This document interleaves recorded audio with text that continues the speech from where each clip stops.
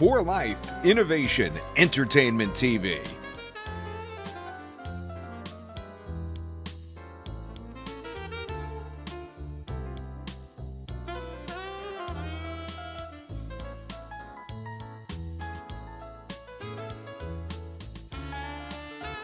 Podcast hosting and distribution.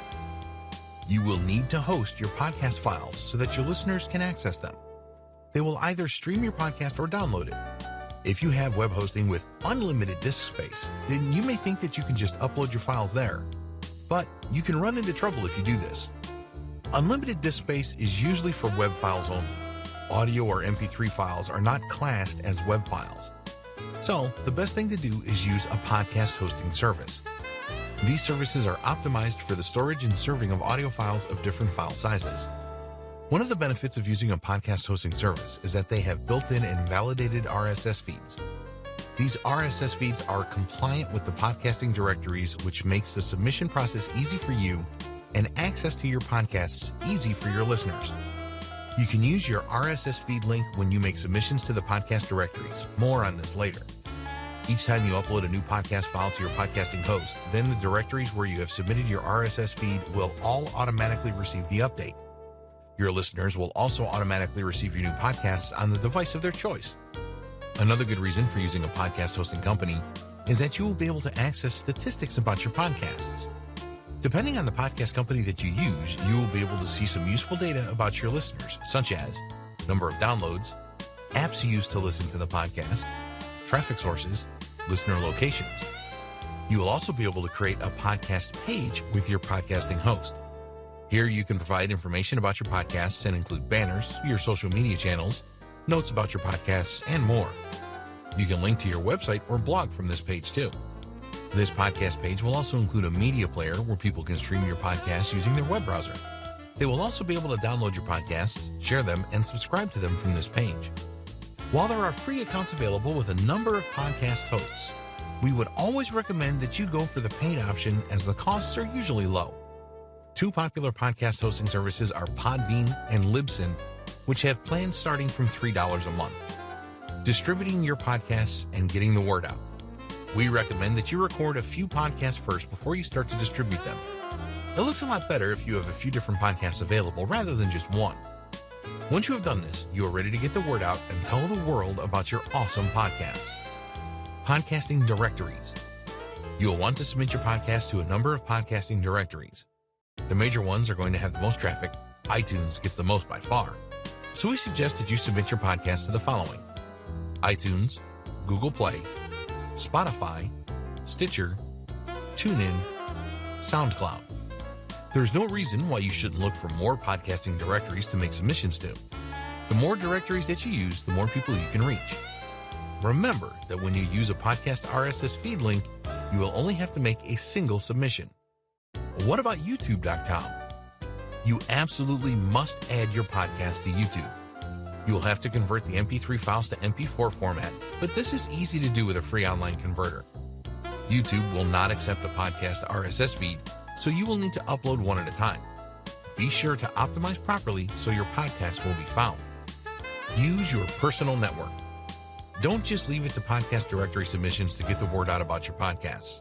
Take a look at your personal network, including your family members, friends, colleagues, and acquaintances. Don't be shy about your podcasts. Be proud. You have put a lot of effort into creating really valuable podcasts, so ask your personal network to help you out in promoting them. Even if they are not interested in your podcast niche, they will know people that you don't that may be interested.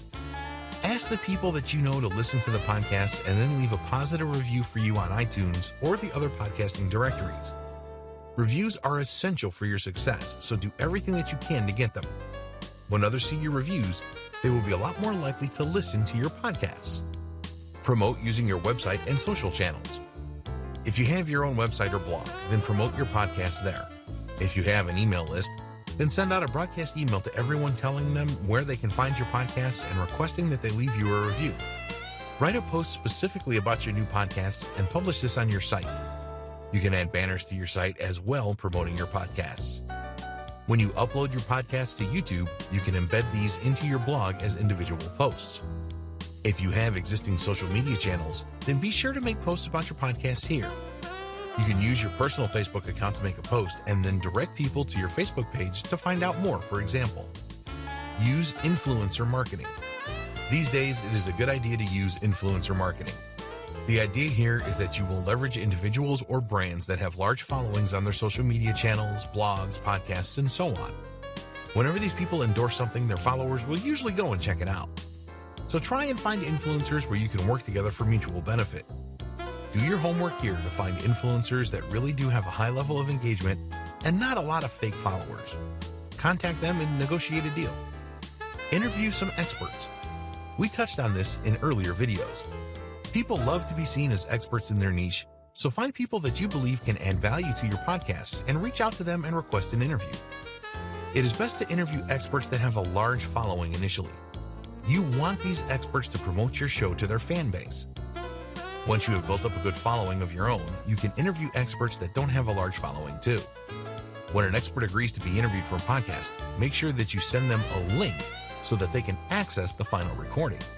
You can create a customized swipe file to help your expert promote your podcast for you, including emails, social media posts, and other ways that they can tell their following about your joint podcast.